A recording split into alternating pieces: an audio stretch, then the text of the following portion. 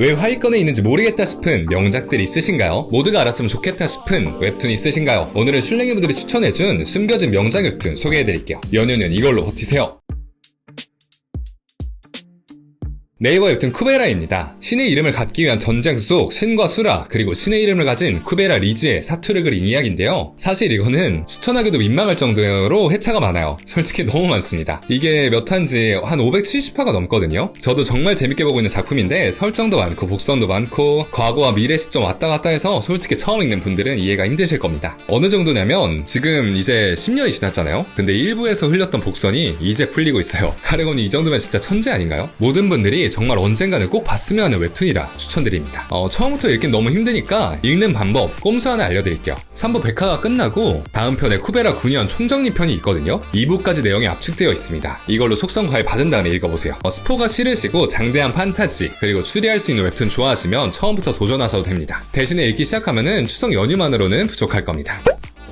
네이버 웹툰 엔지불가입니다. 사극 드라마 남주인공 휘를 덕질하고 있는 주인공 류제린. 어느 날 보조 출연 알바를 갔다가 휘를 연기한 배우 이완과 함께 드라마 속 세계로 들어가게 됩니다. 제리는 여주인공 화야가 되었고 뜬금없이 여주인공 역할을 이제 연기해야 됩니다. 문제는 연기라고는 해본 적 없는 일반인, 거기에 사람들이 쳐다보면 공황이 오는 공황장애까지 발연기에 발연기밖에 하지 못합니다. 그런데 연기를 못하면 죽을 수도 있는 그야말로 엔지불가. 둘은 드라마 세상을 탈출할 수 있을까요? 미치게 웃긴 로맨스 코미디입니다. 연출, 상황, 대사 하나하나 모두 주옥 같아요. 생각보다 연기 이야기가 많이 나오는데 웃음 포인트도 발연기를 하는 모습에서 나오는 게 많습니다. 특히 2화에 나오는 더더덕은 진짜 최고예요. 이것 때문에 계속 보게 됐어요. 직접 한번 봐보세요. 일반인이던 여주가 진정한 여주인공 화야가 될 때 얼마나 소름이 돋을지 기대되는군요. 로판 웹툰 속 악녀 라이사가 원작가 18살 유도원에 빙의하고 벌어지는 이야기 악녀 18세 공략기입니다. 유도원은 라이사에게 자신이 다시 돌아가고 싶게끔 현실을 바꿔달라는 부탁을 하는데요. 라이사의 계획은 도은이 모두에게 사랑받는 사람으로 만들기, 그렇게 무력으로 고등학교를 정복하고 강제로 친구를 만들고 남자들도 하나씩 정복해 나가는데요. 세상 무서울 것 없는 상여자 저세상 쿨함을 지닌 라이사의 K 고등학생 인싸 만들기 프로젝트. 각종 사건 속에서도 쿨내 진동하는 라이사의 모습을 보는 재미와 함께 갈발, 흑발 두 남자 중에 누가 애인이 될 것인가 하는 마음으로 보는 맛이 있습니다. 참고로 저는 흑발.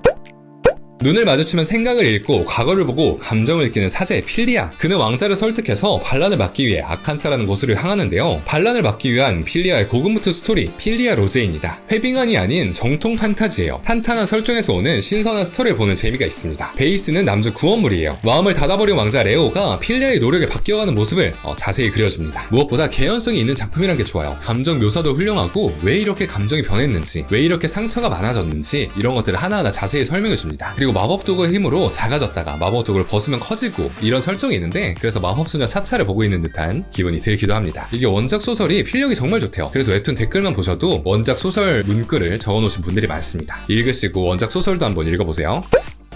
황녀님의 인형가게입니다. 원치 않게 황녀가 된 카시아는 새로운 삶을 살기 위해 황궁 밖으로 나왔습니다. 그리고 인형가게를 차리는데요. 그렇게 시작한 자영업자에 대한 기만 아닌가요? 잘못 보면 황녀가 취미로 여생 보내기 내용으로 볼 수 있지만 실은 좀 더 서사 중심의 스토리입니다. 인형가게를 차리기 전 과거 이야기가 본 스토리거든요. 왜 인형가게를 차리고 싶었느냐? 단순히 인형을 좋아해서 차리고 싶었던 게 아닙니다. 찌통나는 모녀 서사가 배경에 깔려있어요. 상처 입은 여주와 남주의 쌍방 구원 서사, 그리고 황궁에서 벌어지는 질투, 왕위쟁탈전이 주된 내용이에요. 수채화 같은 귀여운 그림체에 잔잔한 스토리와 연출, 편하게 보기 좋은 작품입니다.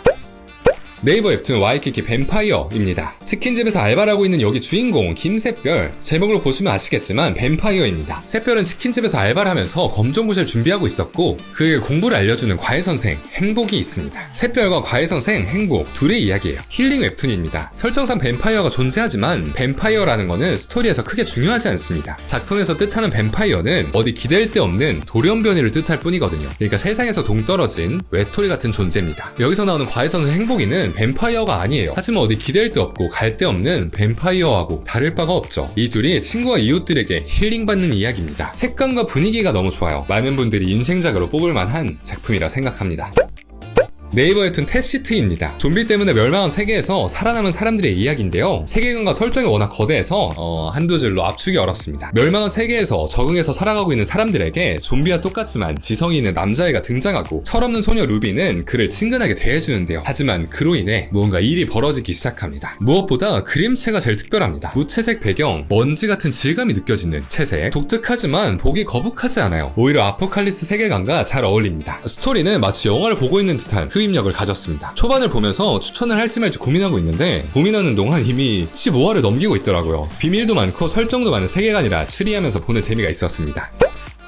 네이버 웹툰 왕년엔 용사님입니다. 아빠 액션물은 있는데 이제 엄마 액션물의 시작인가요? 왕년의 용사로서 이 세계를 구했던 명호, 그런데 30년 뒤 다시 마왕을 봉인해달라며 찾아온 이세계인에 의해 또 이 세계로 가게 됩니다. 이번엔 딸과 함께요. 이제 편안한 삶을 살고 싶은 엄마 명호과 특별해지고 싶은 고등학생 미나의 이야기입니다. 판타지 액션만 있는 것도 아니고 가족 드라마도 아니고 성장 스토리라고 하는 게 제일 맞는 것 같아요. 하여튼 다양한 장르가 섞인 웹툰이에요. 설정만 봐도 신선하죠? 전개는 더 신선합니다. 이 세계랑 현실을 왔다 갔다 하다가 나중에 현실과 이 세계 경계가 모호해지기 시작합니다. 등장인물 간의 이해관계와 목적이 부딪히면서 갈등이 일어나는 개연성 있는 스토리가 장점이랍니다. 초반에는 억지로 명옥을 끌고 가려는 이 세계 파티들 때문에 짜증도 나고 하차하고 싶으실 수도 있지만 조금만 더 참아보고 읽어보세요.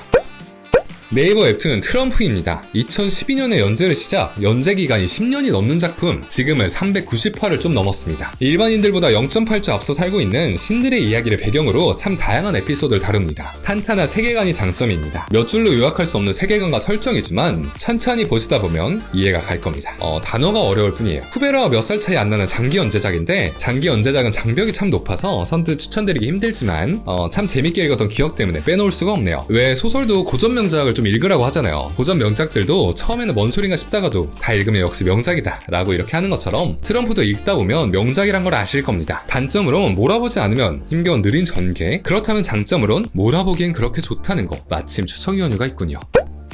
네이버 웹툰 아사히입니다. 마물과 인간이 있는 세상, 인간은 발전을 거듭해서 마물에 대응할 수 있게 되지만 욕심은 점점 커져서 마력을 위해 죄 없는 마물까지 사냥하기에 이르렀습니다. 결국 마물의 왕 아사까지 포획하는데요. 황궁의 탑에 갇힌 아사는 내부에서부터 균열을 만들어 인간들의 멸망을 꾀합니다. 보면서 인간이 싫어지는 웹툰은 또 오랜만입니다. 인간은 마력을 얻기 위해 마물을 사냥했고 마물들의 뿔을 잘랐습니다. 그것도 계속 주기적으로 침공을 해가면서요. 짐승 다루듯이 마물을 다룹니다. 마물은 인간과 크게 다르지도 않은데 인간으로 취급하지 않아요. 그래서 더 역겹습니다. 이런 모습들이 좀 노골적으로 나오는 편이에요. 그런데 현실에 빗대어봐도 크게 다르지 않은 게 더 역겹군요. 그림체와 설정 모두 특이한 작품이에요. 스토리 전개가 빠른 점도 장점입니다.